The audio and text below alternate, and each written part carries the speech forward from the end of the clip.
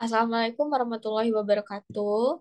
Untuk kali ini, kami akan membahas kembali tentang Kubernetes, apa itu Kubernetes, terus juga manfaat menggunakan Kubernetes sampai dengan eh, hubungan antara Kubernetes dan Docker.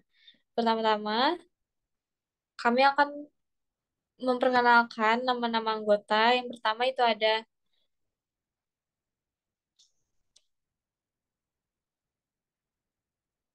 Saya Muhammad Reza Rohman.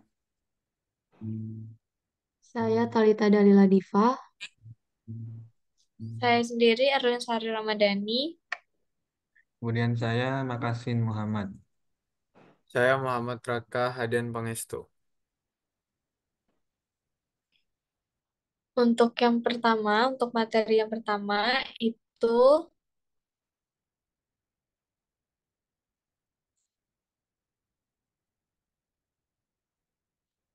Baik, langsung saja, mengapa Kubernetes itu penting? Jadi yang pertama itu karena pengelolaannya itu mudah. Kubernetes itu memudahkan pengelolaan aplikasi yang kompleks, memungkinkan kita untuk fokus pada pengembangan daripada infrastrukturnya. Kemudian juga itu terdapat skalabilitas yang tinggi. Kubernetes itu dapat secara otomatis menyesuaikan jumlah sumber daya berdasarkan kebutuhan aplikasinya serta menjamin kinerja yang optimal. Kemudian yang ketiga, terdapatnya ketersediaan yang tinggi. Kubernetes menjamin ketersediaan aplikasi dengan cara mendeteksi dan memperbaiki kegagalan secara otomatis. Dan yang terakhir itu yang keempat, adanya portabilitas, di mana aplikasi yang dijalankan di Kubernetes dapat dipindahkan di antara lingkungan komputasi yang berbeda. Next. Selanjutnya terdapat dasar-dasar dari konsep Kubernetes sendiri. Yang pertama itu ada orkestrasi kontainer. Apa sih orkestrasi kontainer itu? Jadi Kubernetes itu merupakan platform dengan orkestrasi kontainer yang memungkinkan pengelolaan aplikasi kompleks dengan skala yang besar. Kemudian ada juga node dan pod. Jadi node dan pod itu, node adalah mesin fisik atau virtual yang menjalankan aplikasi kontainer. Dan sedangkan pod adalah kumpulan kontainer yang dijalankan bersama pada node yang sama. Selanjutnya itu ada layanan dan replika. Kubernetes itu mengatur layanan untuk mengekspos aplikasi dan juga replika itu untuk menjamin ketersediaan dan skalabilitas. Next. Adapun keunggulan-keunggulan dari kontainer, yang pertama itu ada portable. Jadi, kontainer ini bisa dijalanin di mana aja, bisa di komputer, lokal, seperti server cloud, ataupun campuran keduanya tanpa harus mengubah kodenya. Ini dikarenakan kontainer sudah membawa apa yang dibutuhkan aplikasi di dalamnya. Jadi, tinggal dijalanin saja. Kemudian yang kedua itu efisien. Jadi kontainer em, memakai lebih sedikit sumber daya dibandingkan dengan virtual machine atau VM yang mana mereka bisa berbagi sistem operasi yang sama, jadi bisa lebih hemat dalam penggunaan CPU dan juga memori. Yang ketiga itu cepat. Kontainer itu bisa dibuat dan dikirimkan dengan cepat karena tidak membutuhkan sistem operasi yang penuh seperti virtual machine. Proses ini juga mulai dan berhenti kontainer juga lebih cepat. Selanjutnya yang terakhir itu aman. Jadi kontainer setiap setiap terisolasi satu sama lain. Kalau ada masalah itu di satu kontainer nggak akan mempengaruhi kontainer lainnya. Ini membuat kontainer jadi menjaga keamanan data dan aplikasi. Next. untuk Selanjutnya yang yaitu selanjutnya. akan dijelaskan oleh Erlin Sari. Untuk yang selanjutnya itu ada cara kerja Kubernetes secara sederhana. Yang itu yang pertama ada development. Kubernetes menyebarkan aplikasi dalam bentuk kontainer ke dalam eh, cluster node yang kemudian dijalankan secara efisien di berbagai node. Terus yang kedua itu ada load eh, balancing untuk memastikan beban kerja aplikasi tersebar secara merata. Kubernetes mengatur traffic jaringan agar aplikasi berjalan seimbang di antara replika-replikanya. Yang ketiga itu ada auto scale, auto scaling. Kubernetes dapat menambah atau mengurangi jumlah replika secara otomatis berdasarkan kebutuhan aplikasi saat itu, membuat sistem selalu optimal. Dan selanjutnya itu ada manfaat menggunakan Kubernetes yang akan dijelaskan oleh Reja. Baiklah, manfaat menggunakan Kubernetes. Yang pertama itu ada skabilitas, yaitu Kubernetes dapat secara otomatis menyesuaikan jumlah sumber daya sesuai kebutuhan aplikasi. Yang dimana maksudnya Kubernetes memungkinkan kita untuk dengan mudah mengatur dan mengubah jumlah instansi aplikasi atau ports berdasarkan lalu lintas dan permintaan. Yang kedua itu ada ketersediaan tinggi. Kubernetes memastikan aplikasi tetap berjalan dengan memperbaiki kegagalan secara otomatis. Yaitu yang dimana maksudnya jika suatu pod atau node gagal, Kubernetes secara otomatis akan menggantikannya dengan yang baru untuk memastikan kelangsungan layanan. Yang ketiga itu ada otomasi, yaitu Kubernetes mengotomatisasi pengelolaan aplikasi, mulai dari penyebaran hingga pengskalaan. Yang dimana maksudnya itu Kubernetes secara otomatis menempatkan pods pada node yang tepat berdasarkan sumber daya yang tersedia. Yang keempat itu ada portabilitas. Aplikasi di Kubernetes dapat dipindahkan ke berbagai lingkungan komputasi. Next. Lalu ada perintah dasar Kubernetes. Yang pertama itu deployment, yaitu menyebarkan aplikasi kontainer ke cluster Kubernetes, yang dimana kita dapat melakukan pembaruan perangkat lunak dengan aman dan bertahap dengan deployment yang mengurangi dampak terhadap pengguna. Yang kedua itu ada scaling, yaitu menambah atau mengurangi jumlah replika aplikasi secara otomatis. Yang ketiga ada rolling update, yaitu memperbarui aplikasi dengan pembaruan berkelanjutan tanpa downtime.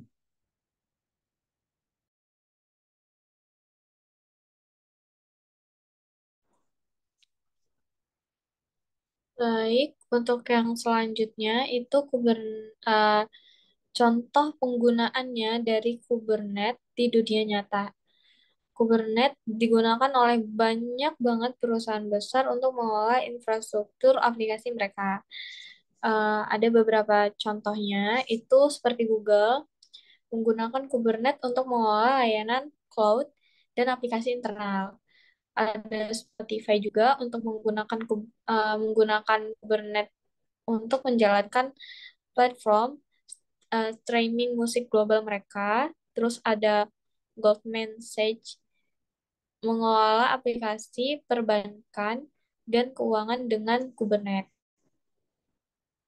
Next. Selanjutnya itu ada tantangannya dari menggunakan Kubernetes. Yang pertama ada komplek kompleksitas awal, itu kurva pembelajaran Kubernetes cukup curam bagi pemula. Pengguna perlu mempelajari banyak konsep sebelum dapat memanfaatkannya secara optimal. Terus yang kedua itu ada kebutuhan sumber dayanya. Kubernetes membutuhkan infrastruktur yang lebih kompleks daripada metode tradisional, yang artinya memerlukan investasi awal yang lebih besar dalam hal sumber daya dan peralatan. Yang ketiga itu perlunya tenaga ahli. Untuk mengolah Kubernetes secara efektif, diperlukan tenaga ahli yang memahami dengan baik cara kerja dan manajemen Kubernetes. Namun, tenaga ahli ini tidak selalu mudah untuk ditemukan. Jadi meskipun menawarkan banyak manfaat dari Kubernetes, Kubernetes ini juga memiliki beberapa tantangannya yang perlu diperhatikan. Untuk selanjutnya, next, yang akan dibahas oleh Talita. Selanjutnya yaitu hubungan antara Kubernetes dan Docker yang mempunyai sinergi sempurna. Jadi yang pertama, Docker itu merupakan wadah dari kontainer. Docker itu merupakan alat yang digunakan untuk membuat dan menjalankan kontainer. Jadi aplikasi ini dibungkus dalam kontainer agar bisa dijalankan di mana saja. Kemudian yang kedua yaitu Kubernetes merupakan manajer kontainer. Kubernetes ini bertugas mengatur banyak kontainer di beberapa komputer atau cluster yang memastikan kontainer tetap berjalan dibagi rata bebannya dan juga dapat diskalakan. Dan yang terakhir yaitu terdapatnya sinergi dari keduanya, di mana Docker itu menyediakan wadah kontainernya, sedangkan pada Kubernetes itu mengatur dan menjalankan kontainer-kontainer secara otomatis dan juga efisien. Jadi singkatnya, Docker itu membuat kontainer, sedangkan Kubernetes itu mengatur bagaimana kontainer dijalankan.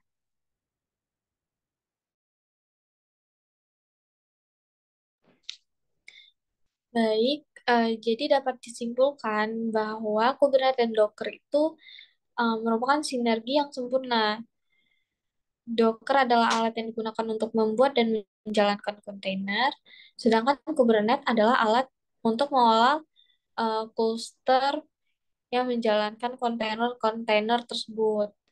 Ini kombinasi yang memberikan solusi yang lebih yang lengkap untuk membangun dan mengolah aplikasi berbasis kontainer secara efisien.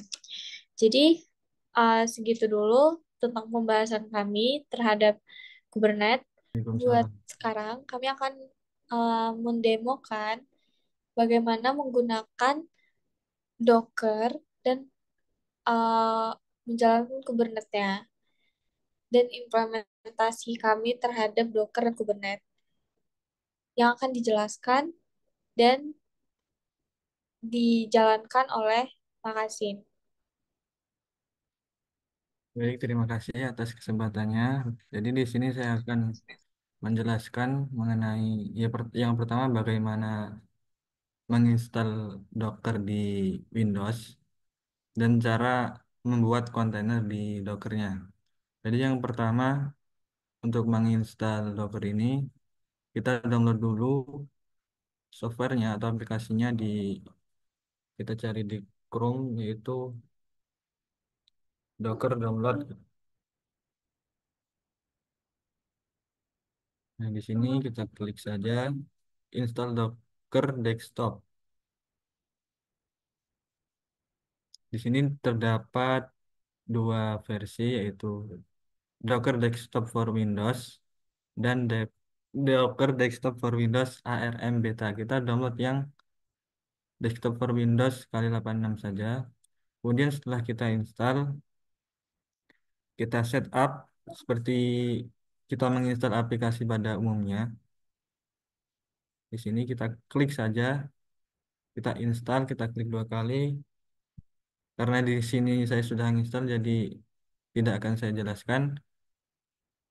Karena ya sama aja kayak install aplikasi pada umumnya. Kemudian untuk syaratnya sebelum menginstal tadi, kita harus mengaktifkan fitur dari Windows yang kemungkinan masih off. Kita ketik saja di search Windows fitur, kemudian enter. Di sini kita cari yang pertama Windows Virtual Machine dan Windows Subsystem for Linux. Di sini. Nah, ini. Kalau virtual machine platformnya belum di checklist, kita checklist sama yang Windows Subsystem for Linux kita checklist juga. Jadi menchecklist dua ini kita aktifin. Kemudian kita oke. Biasanya kalau udah kita oke, disuruh restart dulu komputernya. Kemudian dari syaratnya ini juga yaitu WSL atau Windows System for Linux ini udah terinstall di laptop kita. Nah, untuk cara ngecek apakah laptop kita udah terinstall WSL atau Windows Subsystem for Linux, kita bisa cek di command prompt, kemudian ketik WSL min version. Nah, di sini di laptop saya udah terinstall WSL-nya, jadi udah bisa untuk menginstal Docker-nya. Nah, itu adalah syarat untuk menginstal Docker ini. Nah, kemudian selanjutnya yaitu cara membuat kontainer di Docker-nya. Jadi yang pertama kita harus punya project dulu, project yang akan kita buat kontainer di Docker-nya. Nah, di sini saya sudah mempunyai contoh projectnya. Ini project dari Node.js. Kemudian kita buka dulu Docker-nya, kemudian akan muncul tampilan seperti ini. Ini masih kosong, belum ada kontainer satupun. Nah, kemudian kita buka project kita dulu. Nah, untuk membuat kontainernya, yaitu yang pertama kita harus menambahkan file bernama Docker file di project kita. Nah, di sini sudah saya tambahkan untuk Docker filenya. Nah, di dalam Docker file ini fungsinya adalah untuk membuat image untuk kontainernya. Nah, di sini ada yang pertama ada kode from Node 18 Alpine. Nah, ini tuh fungsinya kayak kita install environment Node itu Node.js. Jadi dibungkus sama image Node 18 Alpine ini. Kemudian yang kedua ini ada workdir add. Ini fungsinya untuk jalanin ketika sudah dimasukkan ke kontainer. Kemudian copy package JSON. Nah, ini fungsinya untuk mengcopy semua file package pada project kita untuk dimasukkan ke kontainer. Kemudian ada copy src, copy public itu juga sama, yaitu mengcopy file-file yang akan dimasukkan ke kontainer kita. Kemudian ada lagi ini run npm install dan sebagainya ini adalah untuk menginstal Node.js tapi nggak semuanya diinstal. Yang diinstal itu yang ada di project kita, misal library yang digunain di project kita. Kemudian ini yang ada expose 3000 ini adalah untuk portnya. Kemudian yang terakhir ada CMD yaitu command untuk menjalankan kontainer kita. Nah, kemudian untuk menjalankan kontainer kita kita bisa menggunakan CMD, CMD. Terus kita masuk ke folder dari project kita, yaitu kita akan masuk dulu.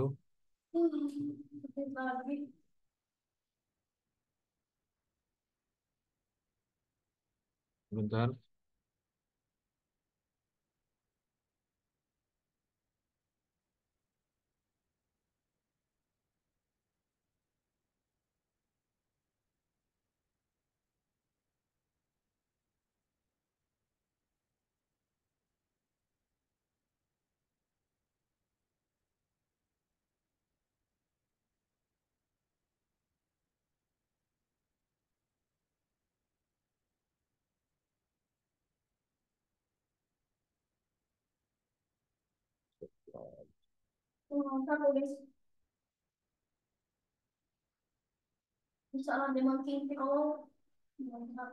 Nah, di sini saya sudah masuk ke dalam folder pada project saya.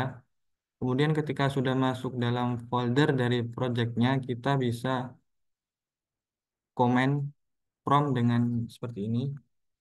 Docker will minte dan ini welcome to Docker ini adalah nama folder dari project saya. Jadi komennya yaitu Docker build minte kemudian nama projectnya. Kemudian enter.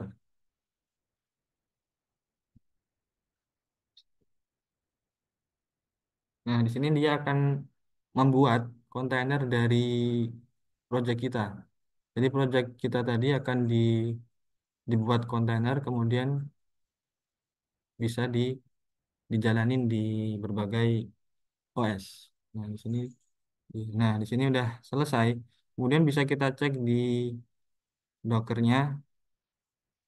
Di sini udah ada image-nya, image yang kita buat tadi. Kemudian di sini kita bisa ngeran lewat ngeran kontainer kita lewat Dockernya dan juga bisa ngeran lewat CMD. Nah, untuk yang mudah kita run saja lewat Dockernya. Jadi sini ada beberapa setting yang sifatnya ya opsional. Misal kita menggunakan port berapa dari komputer kita. Nah, di sini kita bisa menggunakan defaultnya saja yaitu port 3000. Jadi kita nggak usah isi, kemudian next saja.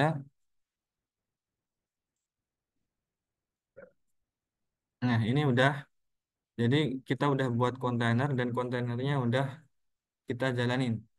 Nah, kan kita pertama tadi buat image. Nah, image itu gunanya untuk buat kontainer. Image itu kayak kode biar file-file project kita itu bisa dimasukin ke kontainer. Nah, ketika image-nya udah dijalanin, itu akan menjadi kontainer di sini. Nah, ini tuh apa? Kontainer hasil dari image yang kita buat tadi, yaitu image tuh yang ini tadi yang Docker file ini. Nah, kita juga bisa nambahin pada project kita file Docker ignore. Nah, di sini itu Docker ignore fungsinya seperti namanya Docker ignore. Ignore kan artinya menolak. Jadi apa saja yang akan ditolak dari kontainer, yaitu di sini dituliskan not modules.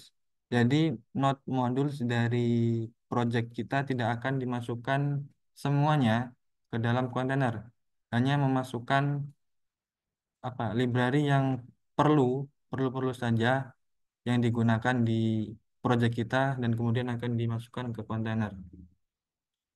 Ya, mungkin cukup itu bagaimana cara membuat kontainer di Docker ini. Nah, kemudian untuk Kubernetes ini kan ya nggak jauh beda dari Docker. Docker kan fungsinya buat membuat kontainernya. Nah, untuk Kubernetes ini kan untuk mengatur dari kontainer-kontainer tadi. Jadi misal kita nggak cuma punya satu kontainer tapi banyak kontainer itu akan diatur oleh Kubernetes. Nah, untuk cara menginstal menginstal Kubernetes di laptop kita itu cukup mudah kalau kita sudah mempunyai Docker Desktop. Nah, di dalam Docker Desktop ini kita bisa nambahin Kubernetes di laptop kita. Caranya adalah kita bisa pergi ke setting di Docker ini. Setting. Nah, di sini ada menu Kubernetes. Dan di sini ada enable Kubernetes. Nah, kita tinggal checklist di sini. Kemudian kita apply dan restart. Di sini dia akan otomatis nambahin Kubernetes ke dalam laptop kita. Nah, di sini saya akan klik. Ini akan memakan waktu cukup lama. Jadi mungkin itu ya cuman kayak gitu untuk install Kubernetes-nya lewat Docker Desktop. Nah, untuk menunggu menunggu ini instalannya selesai mungkin agak lama, jadi mungkin cukup di sini saja. Sekian untuk penjelasan Docker dan Kubernetes.